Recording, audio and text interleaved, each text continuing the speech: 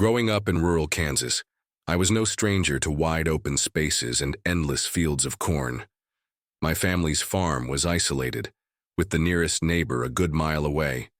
It was quiet, peaceful, and for the most part, uneventful. But one summer, when I was about 12 years old, something happened that still haunts me to this day. It was late July, and the corn was tall, almost towering over me as I played outside. My parents had warned me never to go into the cornfield alone. They said it was easy to get lost, and with no cell service out there, it could be dangerous. I didn't think much of it at the time. I was a kid, and the cornfield was just another part of the landscape. One afternoon, I was outside playing with my dog Max when I noticed something strange. At the edge of the cornfield near the tree line, I saw a figure standing perfectly still. First, I thought it was a scarecrow, but we didn't have any scarecrows in that part of the field. I squinted, trying to get a better look, but the figure was too far away. Max started barking, his fur standing on end, which made me nervous. I called him back to the house and decided to ignore it. The next day, I saw the figure again. This time, it was closer, standing just inside the first row of corn. I could make out more details now. It was a man, tall and thin, wearing a tattered flannel shirt and overalls. He wasn't moving, just standing there, staring in my direction. My heart raced and I ran inside to tell my parents. My dad grabbed his shotgun and went out to investigate, but by the time we got back to the field, the man was gone. There were no footprints, no signs that anyone had been there. My dad brushed it off, saying it was probably just a neighbor or a hunter passing through. But I knew what I saw and I couldn't shake the feeling that something was wrong.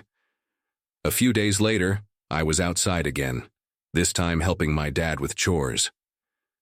As we worked, I kept glancing toward the cornfield, half expecting to see the man again.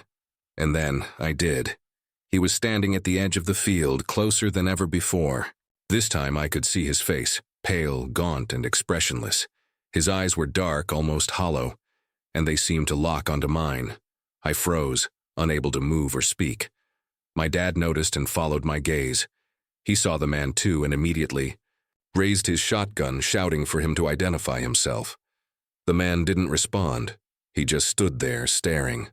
My dad fired a warning shot into the air and the man finally moved, disappearing into the cornfield like a shadow. We called the sheriff, but they didn't find anything. No tracks, no evidence, nothing.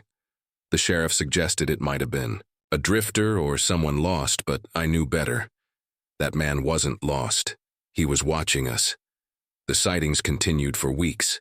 Every time the man would appear at the edge of the cornfield, always staring, never speaking or moving. Sometimes he'd be closer, sometimes farther away, but he was always there. My parents started to worry, and so did I. We installed motion-activated lights around the house and kept the doors locked at all times. One night I woke up to the sound of Max barking furiously.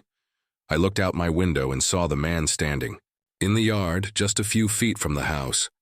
He was closer than ever before, and this time he wasn't alone. Behind him, in the shadows of the cornfield, I could see other figures, silent, motionless, and watching.